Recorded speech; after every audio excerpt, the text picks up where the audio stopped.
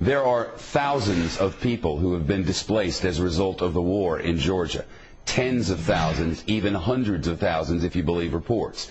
Among the unfortunate civilians caught in the crossfire in this conflict, a 12-year-old girl from outside San Francisco.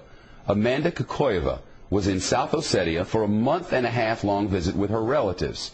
She was with family members in a cafe, and all of a sudden, bombs were falling outside. A 12-year-old girl. She spent the night in her uncle's basement.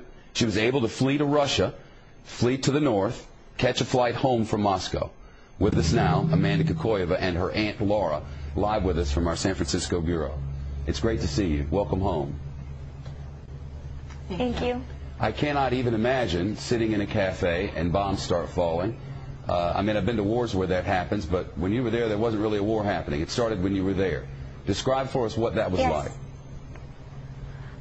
It was really scary. I didn't know what was happening. We were just sitting normally, and everybody from outside started running in, and it was just so scary. Where did you go? What did you do?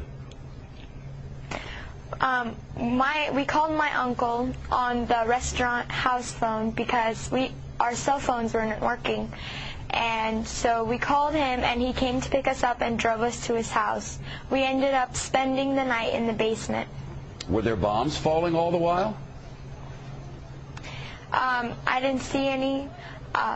But before I say anything else, I just want to say that I was running from Georgian troops bombing our city, not Russian troops. I want to say thank you to the Russian troops that were helping us out.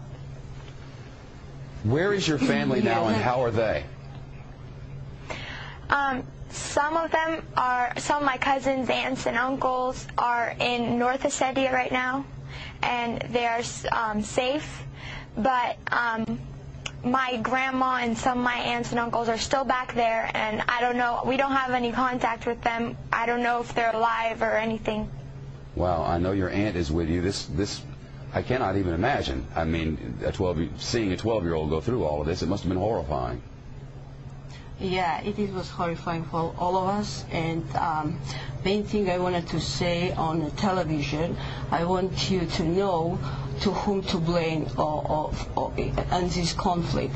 That's Mr. Saakashvili, who started this war, and Mr. Saakashvili, who is aggressor, and who in 2 days my people, Ossetian people, were killed and were under-bombed, and 2,000 people were killed in 1 day. And that's what I'm against. I would never cut you off. Unfortunately, a commercial break will take us there in 4 seconds, whether we like it or not. I'll bring you back after the commercial. You don't want to hear that. I'll be right back with you.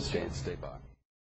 Back with us from San Francisco. This program ends in less than a minute, but I want to give you 30 seconds to complete your thought. So go ahead. Yes, my house is burned in South Ossetia, where I lived, and we can blame only one person, and Georgian government. I'm not blaming Georgian people. I'm blaming Georgian government, and he has to resign. Well, that's certainly what the Russians want. If I had more time, you would get it, but I have but 5 seconds. Thank you both. The young girl's a hero in San Francisco, and understandably, there are gray areas in war.